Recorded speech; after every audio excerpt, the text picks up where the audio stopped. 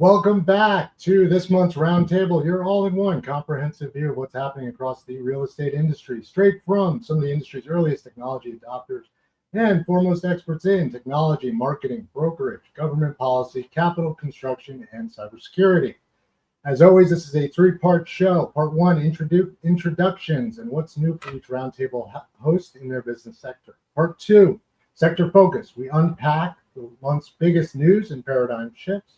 In part three, what does that all mean for your real estate business and what can you do to outpace your competition? I'm Andreas Senie, founder, CRECo.ai Collaborative, brokerage owner, and commercial director at KW.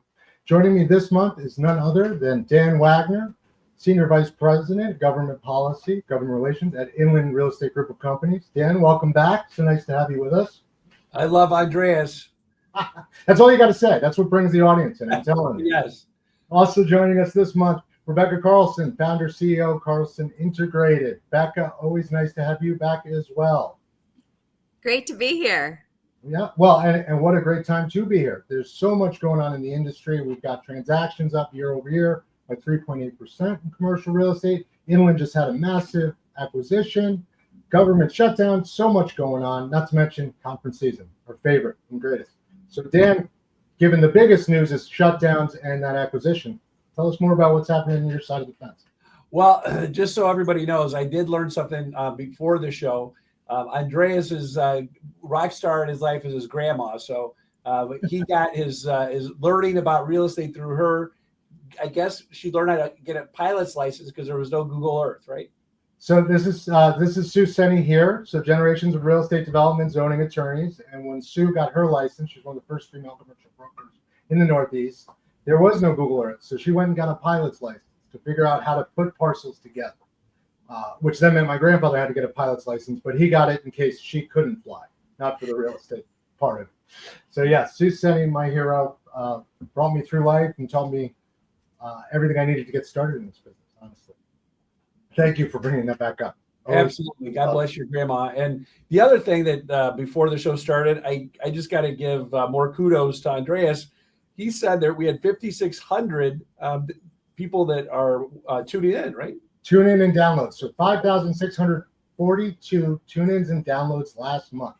53% of our audience is audio, 25% here on the internet, live video, and so on. We are a global show. 75% of our audience here in the U.S. The rest, majority Europe. So thank you to our audience with whom this show would not be possible. Thank you to my fabulous co-hosts for all they do. Special thank you to Dan Wagner's 15-foot chicken that's coming soon to his holiday display. Turkey. Oh, excuse me. I was trying to save the turkey. So it is a turkey. Yeah. So my house is decorated. I have a 15-foot pumpkin in my yard right now. So those tuning in first time, Dan Wagner, and there's no nepotism here of any kind, has won our show holiday picture every year. Since he is the with all respect, the Griswold of his neighborhood. Yeah. And I'm glad he's not my neighbor because I get very competitive. Well, all the lights dim in the neighborhood when I turn on my light. So it's one of those things. So speaking of lights and your neighborhood, Inland, what's going on at Inland? Yeah, so we're real excited. We're always buying real estate. We just recently closed on a very nice student housing portfolio. Apartments, student housing in University of Virginia, Purdue University, and Baylor University. So very excited always about purchasing good products, and good products come to you when you are able to be in business for 58 years. And we are excited about the opportunities we're able to provide our investors. So all good stuff. We are excited about the Devon portfolio that we purchased of self-storage, and our self-storage world is growing. We're looking at trying to build more self-storage, and what we do is we take old Kmart's, old dark big boxes, and we convert them into a really high-end product where you're able to drive in, have air conditioning, heating. I mean, just a really good, wonderful product all around. And then we also are purchasing medical office and senior assisted living. And we always love apartments, but Those are some of the areas that we're involved and dedicated in. And we do have other outside activities where we are doing third-party commercial real estate management. We do property tax appeal reductions. So we're involved in lots of different things. And of course, we have a mezzanine financing loan program in capital. So we are not bored here. We're always active. So the shorter list is, what does Inland not get involved in? I'm telling you, it's pretty exciting. If you guys, a year or so ago, we had a beautiful tribute to Dan Goodwin, who passed away, our founder, and then Joe Casenza, another one of our founders, who passed away. And I got to tell you, Tony Chorizo and our staff are really coming together, and things are going really, really great at Inland. And we are, we still have my position, which is a good thing, to be kind of the canary in the coal mine in what's happening in Washington. And clearly, a lot of stuff is going on in the whole world of Washington, D.C., not to mention the shutdown. So at this moment, we have the government shutdown in Washington, which makes people a little unnerved, and it kind of slows down the deal flow, and people are more cautious about underwriting, and it gives people pause at different times. So that's so we've got the 25 basis point reduction, right, in rates. Becca brought this which up is good. Joe. We've got an increase in overall deal flow year over year, 3.8% aggregated, right? Yep. And even the median price per square foot aggregated 13.9% year over year increase. So there's, as you guys said earlier, some momentum building. And the government shutdown is a huge concern, but how likely is it to impact us? Are you guys hitting the brakes? And Becca, and Saul's joining as well. Becca, what are you seeing? So I am seeing a lot of activity. I have clients in most sectors, and I have clients in the hospitality, hotels and hospitality, and restaurants that are remaining active. I think the slowdown this week with the government shutdown is temporary, and investment achievements are still happening. So I have clients who are acquiring in retail. I've got clients who are acquiring in medical office, portfolio acquisitions, single acquisitions. So I'm seeing a lot of momentum, and the drop in interest rates just makes everybody even more excited about it. I was at C5, which is the C5 and CCIM, the NAR conference, where I actually got to see Tony speak, who is so from Inland, and talk a little bit. I think it was one of his first public appearances. It was really wonderful to be able to see him and hear his vision for Inland and all of the great things that they do. But also attending capital markets panels, retail, different product sector, alternate financing, programming, and there's a lot of momentum and there's a lot of excitement in the industry, and it happened to coincide with the drop in interest rates like the same day. It was the same day. It was like 10 minutes before that presentation, Becca. Yeah, it was good. Well, and God forbid it went the other way, but I'm assuming the speech was ready to go either way. Moving and continuing. Saul joining us just after the holiday here. Saul, welcome. Thank you for tuning in and coming by. We're just getting up to speed on C5. Dan was talking through all the great things at Inland. Inland continues to be a behemoth and a bellwether on why industrial assets, multifamily, mixed use. You guys are killing it. Public storage specifically. And Saul, I believe you're back from another Europe trip, another conference as well. Got C5 just happened with Dan. ICSC Midwest coming Thursday. Saul, jump in and tell us where you've been. Yeah, I just got back from Toronto, and I was up there for a week. I attended two conferences. The first one was CMLS, which is the Council of Multiple Listing Services. And the second one was the International MLS Forum. Both were great conferences. I enjoy all the conferences that I go to, as few as possible these days. But these are particularly interesting because they're about multiple listing services. And so you get a little bit smaller audience, maybe in the neighborhood of actually at CMLS was the biggest one they ever had. It was 1,000 people. That's small for a real estate conference. And 300 at the International MLS Forum. That's the biggest one that they've had. but that's kind of still a small group when you think about it, when you're spending, 5 days with people who went back-to-back conferences. So they were great conferences. It was just wonderful to get up to Toronto, and the weather was great, and it was even better to get home. Well, yeah, no, it's I tell those that visit me, it's a gift when you come and two when you leave. As much as I love seeing everyone, conferences are exhausting. But it sounds like, based on everybody's comments, the market, regardless of the government shutdown, there's optimism, there's energy. The MLS is moving, and for those on the call who don't know what the MLS is, the MLS allows the residential real estate world to work autonomously almost. It makes it easy, unlike the commercial side, all the 29 different portals. So, CRETech coming up October 21st, ICSC Midwest coming Thursday, excuse me. Saul is now back with us. Well, I want to highlight the what you're talking about is something super important. When you breathe, you take air for granted, and a lot of times people take our associations for granted.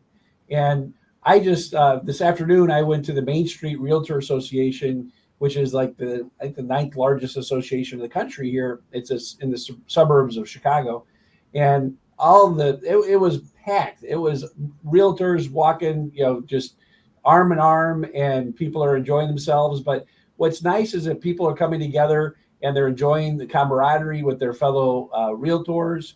And we're seeing people who are the staff, the government affairs guys and gals, just everybody. And they're RPAC, which is obviously I have more of my RPAC pen and my commercial red R.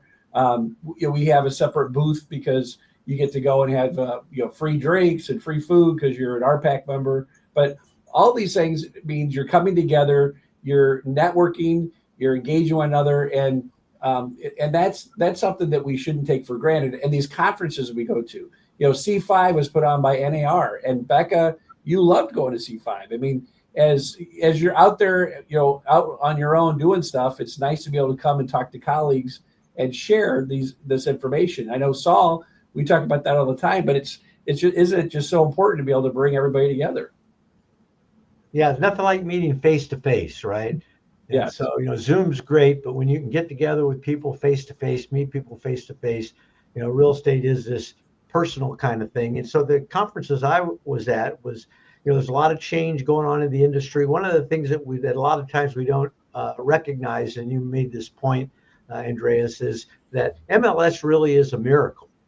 The concept and the idea that real estate's almost a liquid asset, that you can put it on the market and within 45 days you can turn it into cash. That's pretty amazing.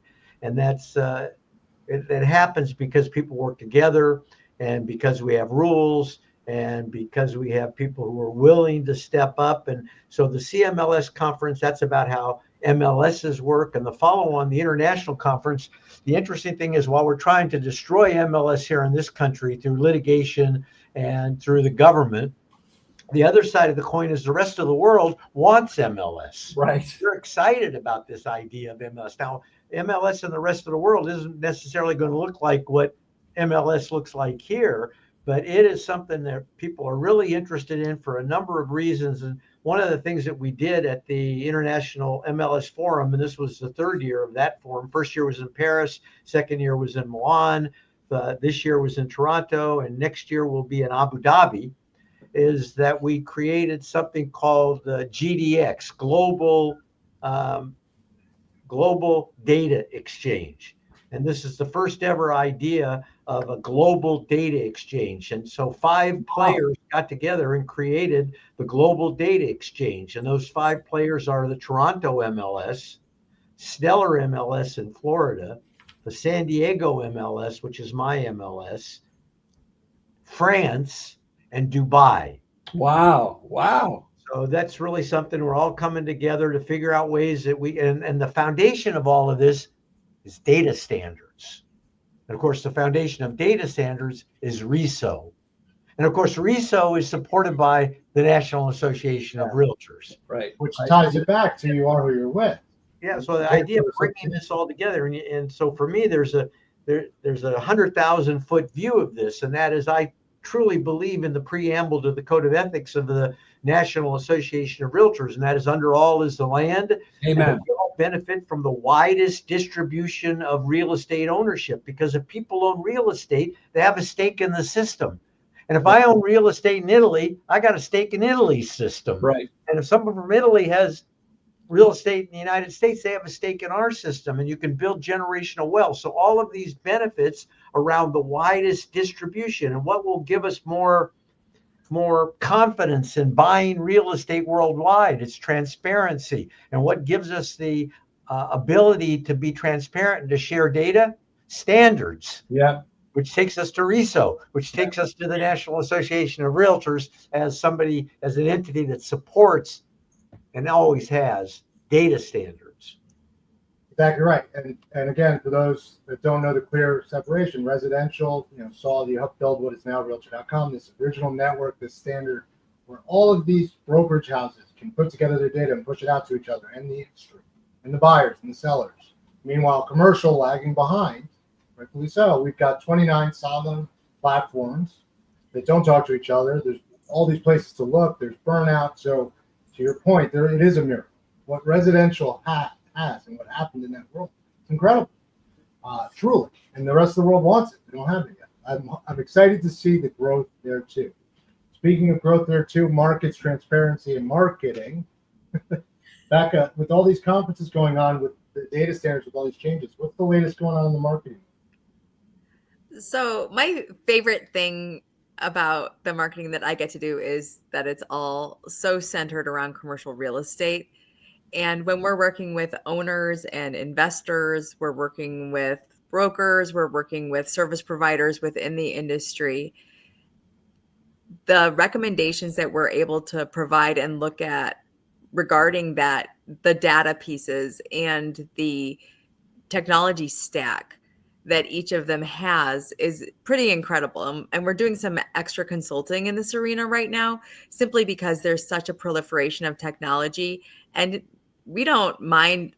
We have no stake in any technology itself, but ensuring that our clients have an idea of what that technology stack can look like, because it's differentiated by each of them, and ensuring that the efficacy of that technology stack, that the pieces are talking to each other, that they have adoption internally, they know how to use it, that they're leveraging their knowledge and being able to push out all of the unique and proprietary information they have while protecting that information to ensure that they're being great fiduciaries of the numbers and the knowledge that they have, continues to be an increasing priority for us. And we take it really seriously. And I know that you guys do too, of ensuring that the technology is not just utilized, but it's utilized in safe manners, like in a safe manner, that AI is utilized in such a way that it's not because what you're getting out of AI is that least common denominator factor. You want to ensure that what your proprietary knowledge is on top of that is what you're really bringing to the table, and that you're not downplaying your own knowledge by using AGI to do work for you that just because it can, it should not necessarily should. And we've talked about this before, but it continues to be a really important aspect of what we're doing as it relates now to broader than just like, are you using ChatGPT or an AGI technology, but more along the lines of that entire technology stack. And it's hilarious to me. I don't even know if everybody calls it a technology stack, but because I've been exposed to capital stacks my entire career, that's the only correlative graph I can formulate. Is I just draw like a capital stack, obviously, but that's the real estate in me coming out in marketing. Well, but it applies, it resonates, right? So the capital stack, right? All the ways we could put capital together to get our deals done. Now there's a technology stack at this stage in the industry. AI's got awards for it. So I helped build some of it, right? We have a platform that connects all of it, CRECo.ai.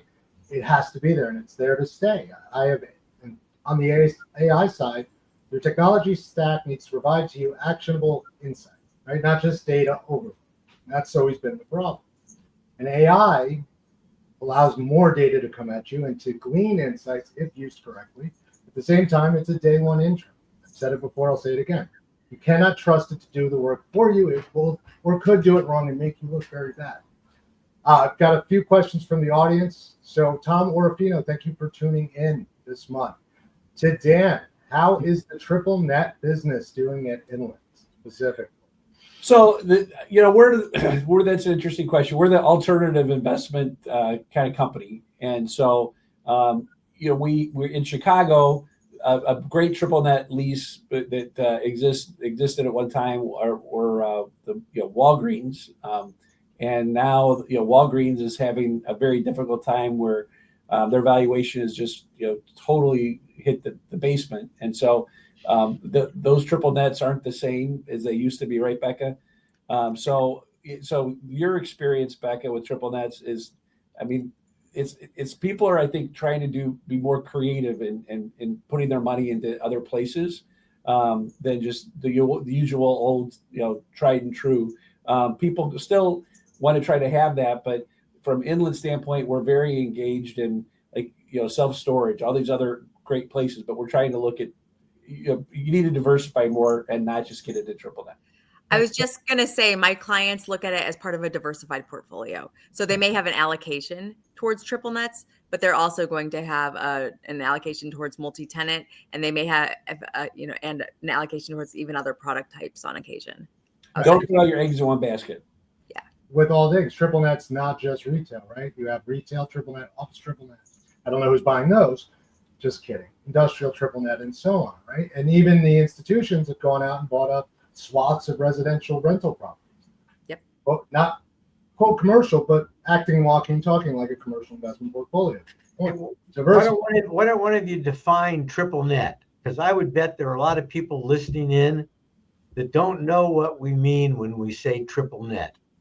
So, I'm going to give it to Becca because she's in marketing. Or I can answer triple net. When I teach real estate, I talk about commercial leasing and triple net. The ends are not including, not including, not including. There's 3 ends on a lease. That means it's not including your insurance, your management, taxes, right? Those are passed through. When you're an investor buying triple net assets, you're buying coupons. Becca, if you want to expand on that or correct me by all means, and then we'll give it over to the institutional guy himself, Dan. Andreas, that was a terrible lay description. That was not very helpful for people who don't know what triple net is. There you go. Passive, predictable income from quality tenants. Is that better? The tenant pays for everything themselves, and they have responsibility for paying for everything. So all you're getting is rent. You're not having to actually manage or actively operate the asset. You're just getting that payment, and you're like, it's completely hands off outside of, there could be something crazy with the building, like, God forbid, like some terrible thing happen, like a tornado or something, then you're going to have to help them figure something out. But the reality is that you don't have any responsibility towards anything on the premises. No expenses. We used to define it as it's the net income. The rental income is net to the owner. So because the tenant pays the expenses. Well, and you both said it better than I did. I actually got in a fight with a Texas broker on the phone because he said single net is absolute net. And I said, well, wait, is it triple net? And we went back and forth. So I like this coupon statement. I like the passive income statement. Dan, can you one up all of us? And for us, like for Inland, we have this massive property management company. And I think the advantage of Inland is that when we own something, we're managing it ourselves. And that's where we get property taxes reduced.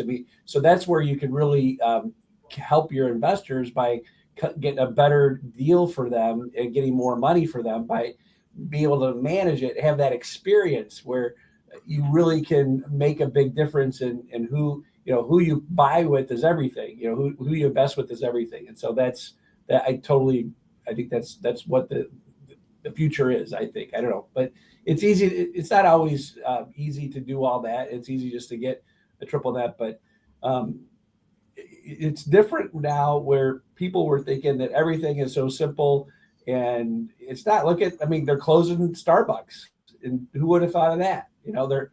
Things change, and you got to be up and be aware. And in Chicago, like I said, Walgreens was no one thought there would be any issue with them, and now we're having big issues with them. So, well, and not for nothing. So things changing all the time. What about opportunity zones?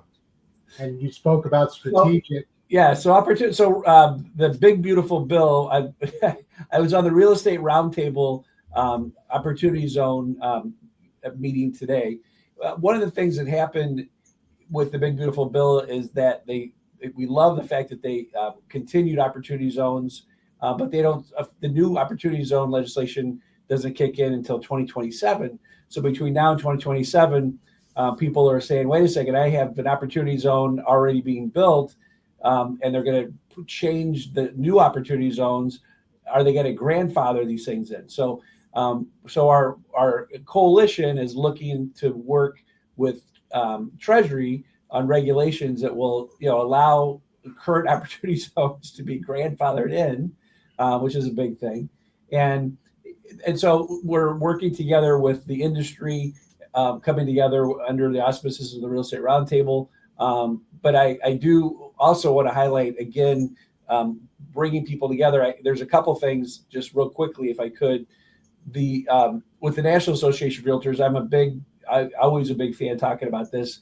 The three-way agreement is sometimes people attack that agreement, but I am a big fan of local, state, and national membership, because just about an hour ago, when I was at this Main Street Association of Realtor event, their government affairs director told me that a local town just right outside Chicago, it's in Cook County still, but right outside Chicago, they're going to require all owners of buildings to go through fair housing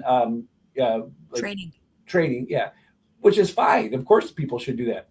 But the politicians want to go one step further and show everybody the next step is any owner that hires a contractor to come to work in their building is going to have to go through this training. So if you have to get some toilets plunged with the plumber fixing the toilets, they have to go through fair housing training.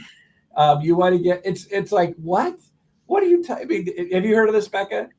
I had a talk with him Tuesday night. I was at a NICAR Past Presidents event, and we had and our dad was there, and we had this long conversation about it too. It was mind-boggling because politicians don't always think of the implications. That when you say anybody who works in a building has to have fair housing training, that means literally anyone who works in a building. So the maid or right, like a tenant brings in a cleaning service.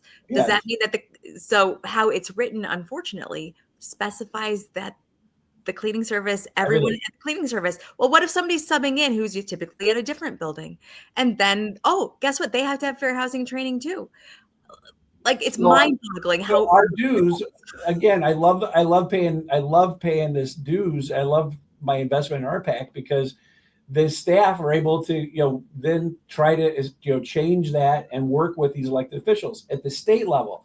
Illinois Realtors, they're doing a great job pushing back on the CTA, Chicago Transit Authority, is trying to get bailed out. There's so many problems with public transportation, but at the last minute, the General Assembly, and it passed in the Senate, but it failed in the House. They want to really increase transfer tax rates to huge numbers to pay for the Chicago Transit Authority. And the Illinois Realtors were able to, they're stopped that, which has been wonderful, and they're working overtime to stop that. And thank God that impacts all of us. And then at the National Association of Realtors level, Shannon McGann is such a rock star. There's constantly things they're working on. Who would have thought of this? I just found out yesterday with the realtors let me know the 1031 like-kind exchange is under attack again.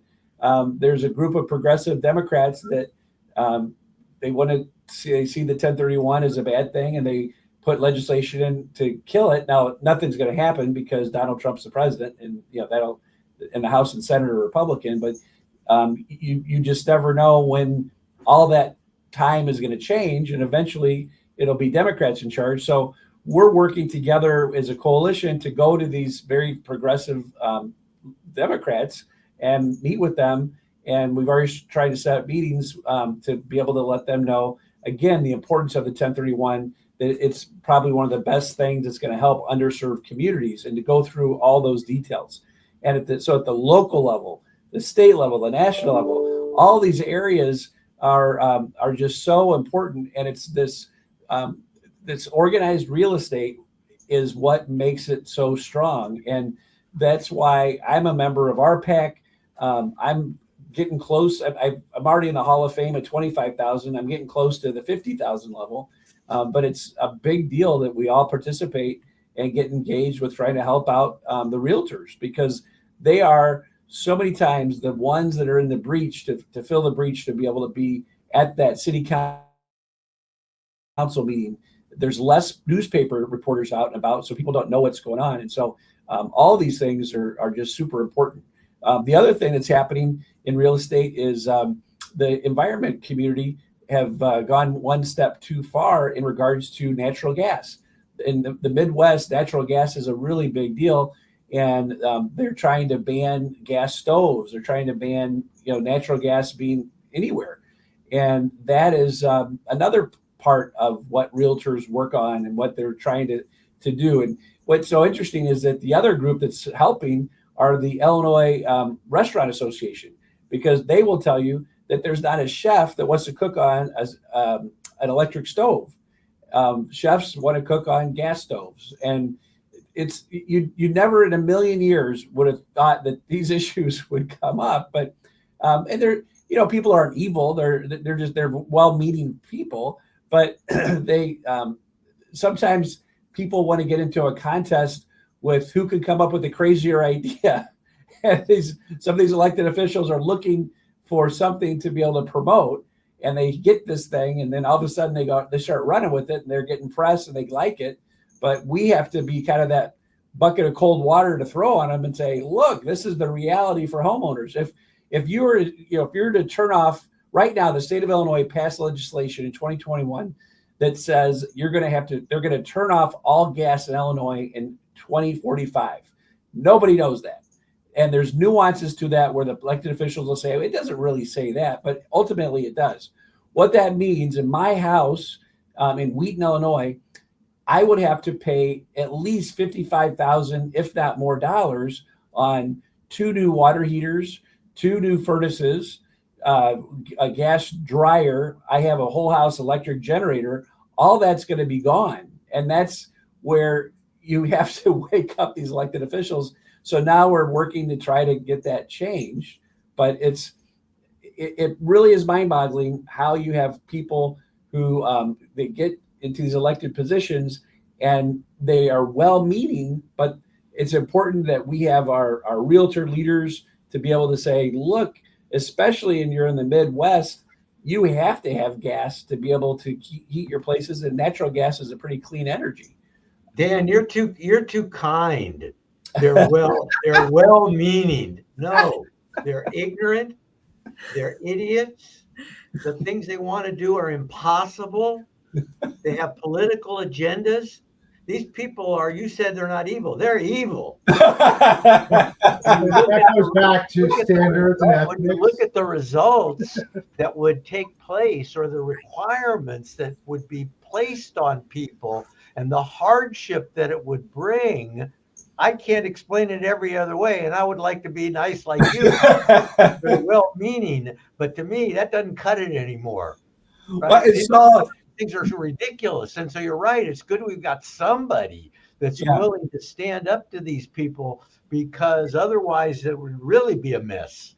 Well, and the affordableness of gas is so much cheaper than electric. I mean, it's just that it's doubling, if not tripling, the cost if you go move everything to electric. And we're having a problem where the data centers are coming online. And then in Illinois, I give it to Governor Pritzker. He really worked hard to get quantum computing where they had the old steel yards in the south side of Chicago. But when they do quantum computing, if you've ever researched quantum computing, oh my gosh, they use cryogenics. They get the computers so cold that it's like almost zero in order for this the quantum to be able to go back and forth between machines. And I don't even know if I can understand it more than what I just said, but the amount of energy that takes is ungodly. And if it's not going to be windmills and solar panels are going to keep that stuff going. And when we have negative 40-degree polar vortex in Chicago, we have to have natural gas. No, so natural gas for sure, and nuclear power.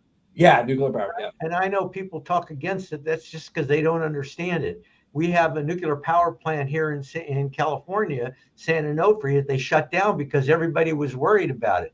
But you don't hear anybody say anything because they're ignorant to the fact that we've got submarines, nuclear power. Everyone's got a reactor on it. Yeah. Aircraft carriers, every one of them's got reactors on it. They're sitting out in the middle of San Diego Bay. They've been out there forever. Nobody says a word, and I'm glad they don't. But when they look at this overall concept of nuclear power, they shut it down nationwide, and that was a major mistake. And so luckily, at least I see now, people are talking about mini reactors and bringing this back, and I think this is a good thing. Yeah, absolutely. So what I'm hearing here is there are very educated people in certain sectors and a lot of uninformed people in certain sectors. And as you bring together your investments and diversify, you want to have the educated people, the right people, understanding what you can't or don't, instead of being an uninformed investor or a fool, aka hire good brokers. Yes. Because at the end of the day, we're hurting cash. Becca Carlson, she's the best broker in the whole world. Yes. Hey, wait a minute. I'm a broker too. Oh, Andreas, I'm sorry. And wait, Saul's a broker too. Oh my gosh, I just got in trouble. Hire the right people and then listen to what I'm hearing. And David Allen, thank you. David Allen Malfit. Standards and ethics build stability in the housing market for landlords and tenants. Standards and ethics, hiring the right people. Triple net assets, buying stable coupons, right? Returns. The investments are all there to find them. We've got the dip in rates. We've got the treasury. We've got government shutdowns. But I will say it again, commercial real estate. Fish have to swim. Investments are there. Things are happening. As long as you're out there looking to make deals. Look at Inland. Always buying. So that all being said, we've got CRE Tech coming up. It's at 6:38. We're blasting through the hour here. We've unpacked the reduction in rates. We've talked a little bit about the government shutdown. We've talked about some conferencing, some events. We've talked about RESO data standards in action. What is changing for the next 30 days over at Inland, over the institutions, triple nets all in? Dan, then over to Becca, and then we're going to shift over to Saul. Well, I mean, with Inland, we're really blessed to be such a big company. We're so high on so many different areas with self-storage. That's just booming for us. I mean, you can imagine all the different empty stores in different towns that no one wants, and we're able to get them and repurpose them, and people are loving that. I mean, so the repurposing of old box stores is a big deal for us, and it's going great. The 1031 like-kind exchange, Delaware Statutory Trust is still, we're very excited about our products. I can't talk about them because the Securities Exchange Commission, but things are going terrific with our Delaware Statutory Trust products. The student housing, like I just said, we bought a wonderful portfolio of student housing. We continue that. We have the medical office, the assisted living facilities. It's just growing. Our portfolio of apartments is growing. So Inland, very bullish on what we're doing. A lot of great things with our new leadership of Tony Chorizo and his team. So very happy with all the aspects, and with working with our national association. I just can't explain it enough or highlight enough that Inland, as this big commercial real estate company, we love our relationship with NAR, and there's nothing more powerful than the NAR. And I want to make sure that everybody out there knows that it's a great investment. Your membership matters. And while some people might want to go off and do their own kind of thing, you can never do it as well as the National Association when you have every member of Congress as a realtor attached to them. And when you're dealing like with all of these weird little bills and ideas that you never would think could happen, we and you need to be invested with RPAC and with the realtors, because they're the ones that are fighting for us. And as a big, large real estate company, we really treasure that relationship. Shannon McGann and her team could not be any better, and we appreciate them more than anybody knows. Well, and so again, back to smart people in smart places. Inland is a vertically integrated company. You cover the whole life cycle for a real estate asset. You buy it, you build it, all of it, right? And that's through smart people in your respective company coming together and then expanding outward to other. We have 1,400 people at our company. Yeah. So and we're all around the country. And so we're real blessed by that. And the Midwest values hard work, all that kind of thing is. So does the Northeast. That's not Do you guys do hard work in Connecticut? We do hard work in California. That's on the beach all the time. Saul. He's in his car wash all the time. We work hard at the car wash. Sorry, I couldn't help it. I just didn't want to let that one slide by.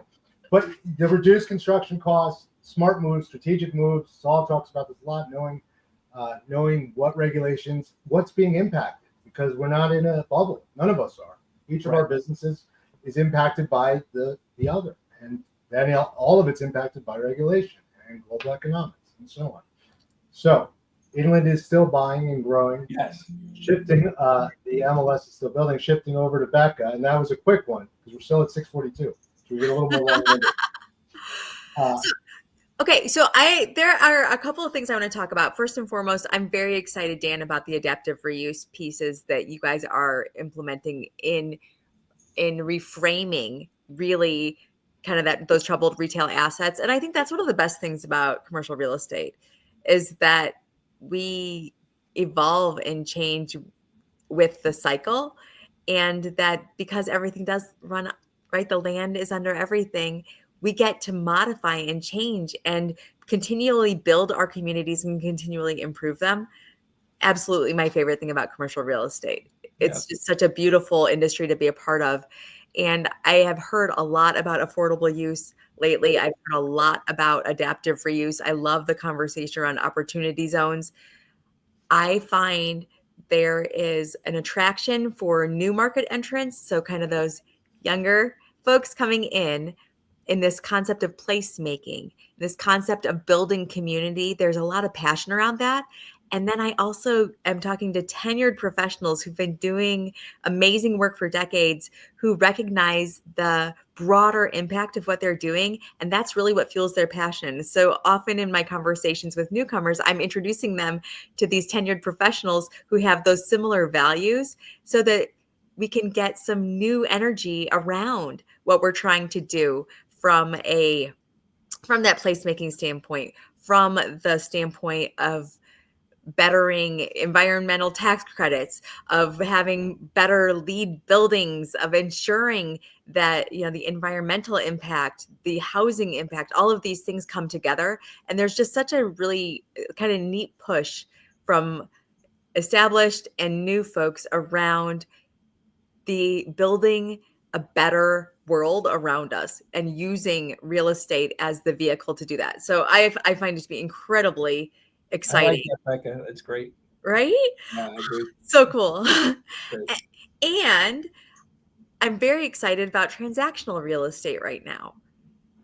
And part of that is, even when we were in the capital markets panel at C5, I was listening to Christian Williams, who was a fantastic broker at CBRE, talking about how he's constantly trying to remind people that the Midwest is a great place to invest.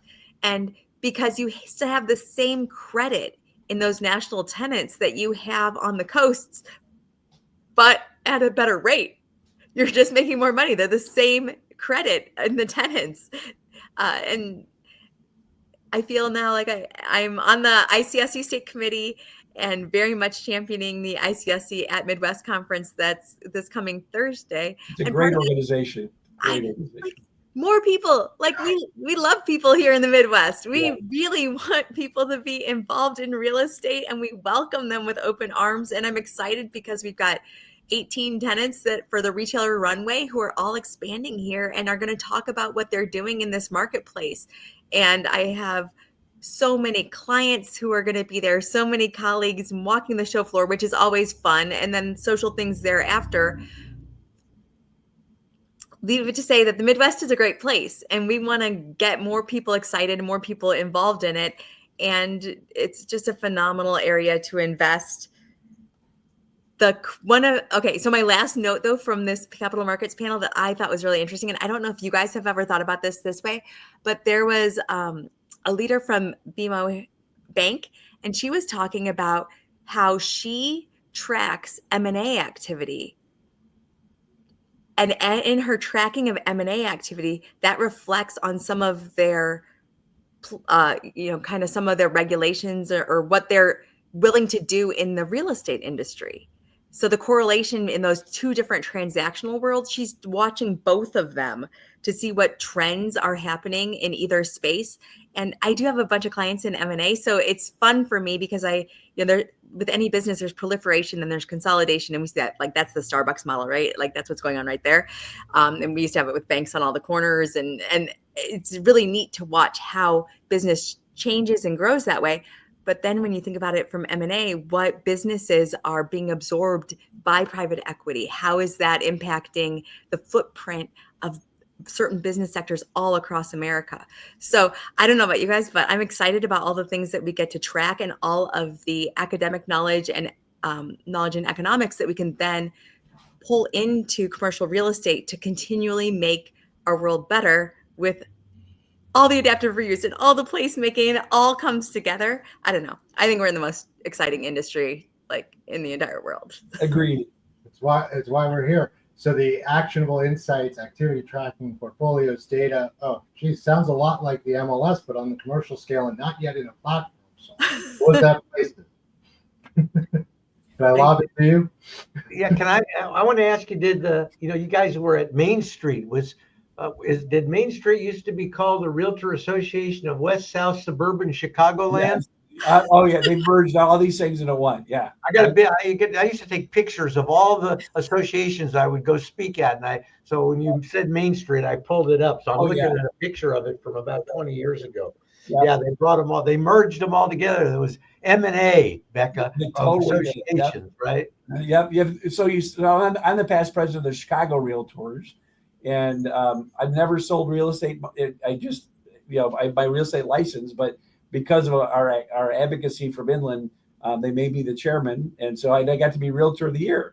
But that's Chicago, and Inland done so much in Chicago. But one time we were the largest landlord of Chicago, and then we have the suburbs. It's down Main Street, and John Gormley is the CEO, and he is incredible. Michelle Mills Clement is the CEO of Chicago, and we are blessed to have some incredible CEOs of our real estate associations. Jeff Lasky is working with NIC, Northern Illinois Commercial Association Realtors, which is a great organization. He's a good guy. Jeff. Yeah, he's a good guy. It is a great organization as a past president. Yes. It's phenomenal organization. Yes. So talking about M&A, this last week it was announced that Compass is purchasing Anywhere. So now you have the company that probably was the largest by volume that is purchasing for $1.6 billion and taking over the debts. Probably one of the largest by agent. Anywhere is the company that owns Coldwell Banker and Century 21 and Corcoran and owns all these brands. So that's a major issue in the real estate, in the residential real estate space. And then along with that, we haven't mentioned litigation, but there's just a ton of litigation going on. I had to write it down to remember it. It's Compass is suing Northwest MLS over their rules about office exclusives, and Compass is suing Zillow. Of course, Zillow's got to have an answer to that. And the FTC announced just the other day that they're suing Zillow and Redfin based on a deal that they did around rentals. And Homes is suing Zillow because Homes owns some of the photography and Zillow, it's used in Zillow's site. And so there's just a lot of things going on that have the possibility of completely reshaping residential real estate. But I think what we'll find is even with the reshaping, the value that the MLS brings, in my case in San Diego, somebody can be a member, can be a subscriber, participant, pay us $179 a quarter. That's for 3 months, get access to a tool that they use every single day in their business. And so we police the data, we monitor the data, we make sure it's accurate. We're the single source of truth. We really power those portals like Zillow and Trulia and Realtor.com. Where do these entities get their data? They get it from MLS. And so MLS, regardless of how this all shakes out, it's still going to have its place. It's just a question of where. So as we look at what that place is, and as we look at, MLS is a subscription business, and we have heard for years, and we continue to hear that there are going to be fewer people with real estate licenses. There are going to be fewer realtors. We have to budget for fewer realtors. Now, if you're a subscription business, you have to take that to heart because you earn your living based on the number of people who subscribe. So that's one of the reasons that we're monetizing data in new and unique ways, that we're making data available to developers for modeling their new software around. It's just so a lot of opportunity for multiple listing services. And still, bottom line, if you can afford to buy a place to live, buy a place to live. That's the place to start.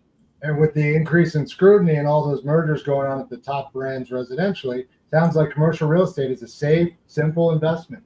Just saying. Continuing on that path, the merger was incredible, and not for nothing, those tuning in who say, well, why do I care about residential real estate? Remember how at the start of this roundtable I said, well, commercial lagged behind residential.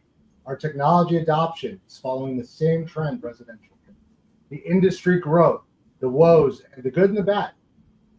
Whether you like it or not, there are a lot of similarities. Well, I don't know if Dan's got the figure, but if you look at the GDP or what percentage of the GDP is centered around real estate, it's giant. It's right. Well, and I want to mention too, like another area, like a growth area I didn't talk about for inland. In the past, we have like 10,000 acres of farms, and we entitle that land. We get the sewer and water and everything there, and so the home builders are coming back to us saying, "Hey, inland, we'd love for you to do that all over again because, like in Illinois, we have a big shortage of houses, and people are really clamoring, let's get some houses built." And so we have a lot of people knocking on our doors right now about housing, and a big commercial real estate company, we're right there with you to promote building, the home builders to build homes, and we'll entitle that land. The other organization I'll give a plug to, the Realtors Land Institute, Aubrey Cabernis is their CEO. She's a rock star. That place is going gangbusters. They're growing their members like left and right. But land, being a broker of land is, and they have a whole designation just like CCIM does. But that's another area if you want to increase your productivity and grow your business. Land is a great thing to do. Urban Land Institute, right? Realtor Land Institute, Urban Land Institute, both great associations you should look into. As far as that figure, GDP across residential and commercial real estate combined is 1.621 of the global of our GDP. That's an immense number when you think about it. Yeah, residential is bigger. Keeps everything going. Well, and that comes back to the 1031 and so on. It has to keep moving, but it is a vital portion of the U.S. economy, of the global economy, and to the subscription model. Less brokers is not a bad thing. Just got to charge the right brokers that make more money and they continue on. Right? And you pay for quality. You don't discount shop. You're a heart surgeon. You shouldn't discount shop a brain surgeon. And for those that don't know or haven't heard me say it, commercial real estate is the brain surgery. Residential real estate is the heart surgery. Outside of your health, it's the most important thing you do. Oh, I like that. Yeah. Say that one more time. Residential is heart surgery. Residential realtors are the heart surgeons. Commercial realtors are the brain surgeons. I like that. Yeah. Never the two shall cross. At least that's what I hope. Yeah, thank you for that. All right, we've got 5 minutes left. What can I say to the audience instead of thank you for all they do? Show up at CRE Tech, October 19th. October 21st. Last year was the 19th. It is the largest gathering of commercial real estate tech, innovation, finance, and institutional capital coming together to see the leading edge, to talk about what we're using and how we're doing better than our peers. What do I mean by that? Well, case in point, AI answers my phone, it writes my emails, but never to my friends, colleagues, or clients, I swear. And it takes my notes. And in some companies, Inland included, it helps them manage and move around their portfolios at lightning speed with actionable insights. The MLS, it's out there improving the way you work, shortening time, right? Shortening the load on people, marketing. It's here to stay. It's not here to replace us, Saul. I will always argue that until I'm out of business. But it is here to stay. 5 years. But 5 years. AI could work in a car wash too. I'm just saying. You actually need water still, which we're short of in Southern California, but we got the Great Lakes. We're good. Oh, I was in Toronto. I look out over Lake Ontario. Was it Lake Ontario? It was like amazing. Big giant lake. All fresh water. All that fresh water. Yep. Best market in the world is Connecticut. I've got an ocean right here and New York City. So that's all I'm saying. Chicago aside. All right. I want to again give thanks to our audience. 5,442. 5,600. 5,500. 5,600 is a mix. Yeah. Tune-ins and downloads monthly. Global show. 100th episode this December. Thank you to my co-hosts for being the amazing professionals they are out in the world, for coming in and tuning with us and giving their, you heard it first here. In many cases. You need to get some champagne for that. We all have to have our. I'm going to have hats, champagne. It's going to be a big event. Yes. I'm excited for it, as is our audience. Thank you to all of our guests who tuned in and gave comments. Sorry to those comments I couldn't repeat here because, well, you had a lot of them and they were great. So I pick and chose. Come back next month. We'll do it again. Thank you again to all of you as we work to close out. We'll see you in November. And thank you for Andreas's grandma. And thank you, Sue. Thanks. Have a good one. Thank you guys as always. Thanks for tuning in to the Real Estate Roundtable, powered by CRECo.ai, your source for the latest in real estate and technology. For past episodes, sector interviews, and more great content, follow us on all social media and YouTube at CRE Collaborative. You can also find us anywhere you listen to podcasts. Please like, subscribe, and share. It really does help. Thanks again for tuning in, and we'll see you at the next Real Estate Roundtable.